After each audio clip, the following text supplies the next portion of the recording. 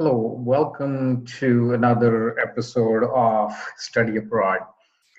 Well, actually, I'm not going to put this description on Blackboard. The reason for that is I saw, briefly, I looked at some of the assignment that you had done, and it looked like, some of the people didn't even watch the video. So that's why I wanted to just create a video. So this way, the directions are over here, but just watch this maybe multiple times because it's important that there's a reason why I create videos. And the reason for that is so that you can actually, it's like as if you're sitting in a classroom and you can get a better understanding of what it is that I'm looking for in the assignment. So I'm going to tell you about the assignment, as well as I'm going to give you a ninja tip on how to get rid of nervousness in public speaking. And, and actually, I'll also show you how to make yourself more nervous or less nervous, depending upon what the situation is. So anyway, but before we do that, let me tell you, let me share with you what exactly is you should be doing in this last assignment, which is the trip reflection paper. So this paper, as you can see, it's supposed to be 5 to 7 pages, 10 to 12 point font, double spaced.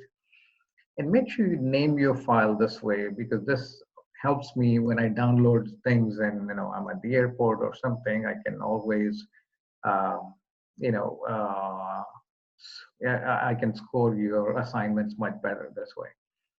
So once you are done with the paper, you are going to upload it over here. So upload it on Blackboard under course content and trip reflection paper. So let me see. Yep, right here. And by the way, when you see this sign, what it means is it's an assignment that you're submitting in Turnitin. By the way, the Turnitin is a software that checks for plagiarism. And in this day and age, you shouldn't even plagiarize because it's so easy to find out. I mean, some you might be thinking, how can I plagiarize? This is a study abroad assignment. Exactly. Somebody might be copying from other students, or two students might be collaborating. By the way, this is an individual assignment. It's not a group assignment. It's just for individuals. Okay. So yes, everybody needs to do it. And what is the deadline? The deadline is about a week after we come back from the trip, about a week after the trip is over. And we have to do it because we have to submit the grades. Otherwise, won't be able to get the grades. So 119, and I won't be able to give you extensions. For the previous assignment, I did give you extension because, hey, I don't mind working on uh, this holiday. So, by the way, happy Merry Christmas, Happy Hanukkah, or Happy Holidays, depending upon what your faith is, what you believe in. So, okay, so that's about the deadline. So let's go with the assignment. So the assignment is so you start off with your introduction. So, what were your perceptions about Taiwan and South Korea before you went on the trip? Just one or two paragraphs is good. As some of you may say, we've never been to Taiwan or South Korea, so we probably don't have any perceptions. It is true that you've not been to those countries, or maybe you have never even traveled outside the US, but you have actually, because of the course, you have read some articles about South Korea and Taiwan, and you have some understanding. So, yeah, you didn't go there, but you have some understanding. So, just write a little bit about what was your perception. Okay. And 1 to 2 paragraphs is fine. We're not looking for a lot over here. This is just to get the ball rolling, sort of. So you're starting off and talking about your perception. Okay. Then the next part is the companies that you visit. I mean, we are going to be visiting quite a few, so at least four. in each of the countries. So you're going to briefly discuss, briefly, just one paragraph. You don't have to go on and on. Just one paragraph about the company that you visited, and pick at least two concepts from the course that apply to the company you visited. And make sure you're using different concepts when you're talking about different companies. So since we are visiting four companies in each country, so a total we are close to visiting about 8, unless something happens, something gets canceled, but close to 8 we are going to be visiting. And if it's not 8, it's going to be a talk or something like that. So anyways, what you're going to do is you're going to briefly discuss the company visit. So let me give you an example. Let's say you visited Samsung's factory. Again, I'm making this up, not that you're going to visit, but you are going to visit something from Samsung. So let's say you visited Samsung's factory, which makes Galaxy phones, okay?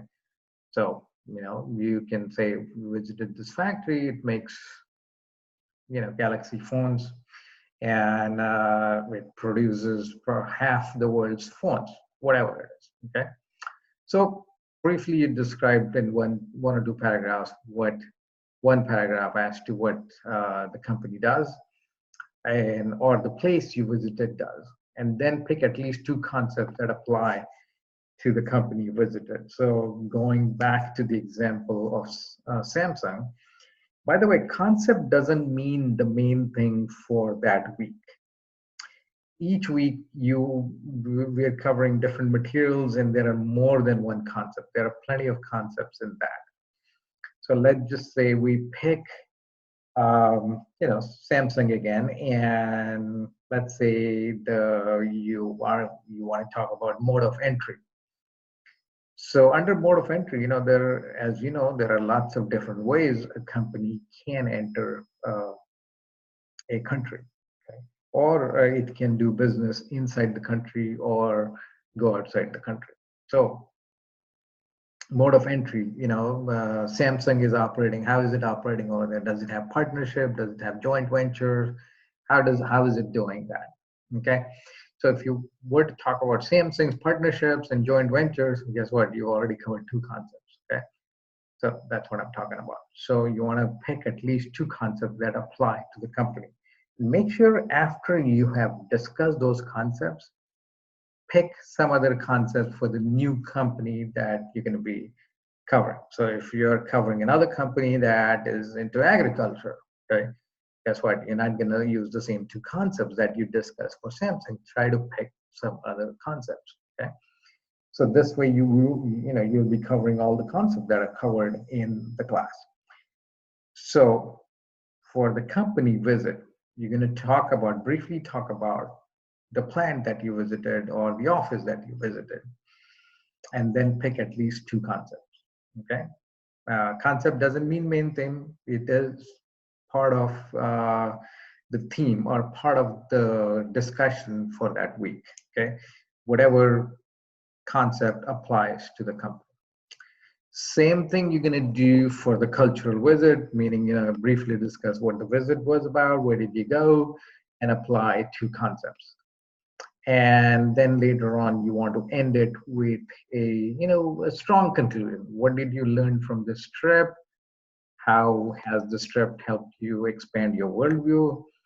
And how can you apply what you have learned from this trip in your life? Okay, so that's it. So right here is all the description that you need for this. Okay, this is the deadline, and I'm gonna highlight it so this way you know when the deadline is. And also this is where you're going to be uploading the paper, right? You see what I'm doing? So even in your paper, try not to write essays upon essays. Try to highlight something, underline something, important points. Try to write in bullets if at all possible. Okay. Big paragraphs, people usually don't have time. And look at underline or highlight as you guiding the reader. And if you guide the reader properly, they are happy and they are more likely to decide in your favor, whether it's buying from you, hiring you, or whatever it is. Okay. So that is about the trip reflection paper. You got all the information you need over here. If you want to watch this video again, go ahead and do that. Now back to the ninja skill. The skill, as you remember, it's about getting rid of nervousness. Okay. So let me expand this to even bigger. So this way it will help you not only public speaking, but any and every situation, because this thing is so absolutely amazing. It can, change the way you look at everything. So everything depends upon where you breathe. So if you were to, talk from your mouth, like the top part, you're like nervous because you're talking fast, fast, fast. But now begin to breathe from your belly. Okay. The lower you go, the better it actually feels to you as well as to others, because you are more in control of what you want to say. Do you notice what I'm saying, right? But again, you don't want to be in the same way all the time. Sometimes you can be talking fast and you are like pumped and excited. So make sure people can feel your excitement or feel your passion for things. Okay. So again, depending upon where you talk from, you sound different. So if you were to talk from right here, from your brain, it's usually very logical talk, and you come across as somebody that's telling somebody what to do. Versus if you speak from your heart, literally, you're actually lowering your voice, you come across as caring. Try it out. Don't just follow me blindly. Just go and try it out. And typically, you've seen little kids, the cute little ones. They're breathing from their belly. Sometimes they're so cute you don't even want them to sleep because you want to play with them. But anyway, so if you look at the babies breathe from their belly. Okay, they sleep better. So try to breathe from your belly and try to also talk from your belly. That will improve how you talk. And you can make yourself nervous by talking faster. And the reason you want to make nervous is because you want to be able to do it on your terms. Right now, the nervousness is controlling you. Instead, you want to flip it around and you want to be in control, meaning you want to get nervous when you want to get nervous and talk fast. Versus you want to slow down and be in charge when you want. All right. Okay, so once again, Merry Christmas, Happy Hanukkah, and Happy Holidays, and see you in Taiwan and South Korea. All right.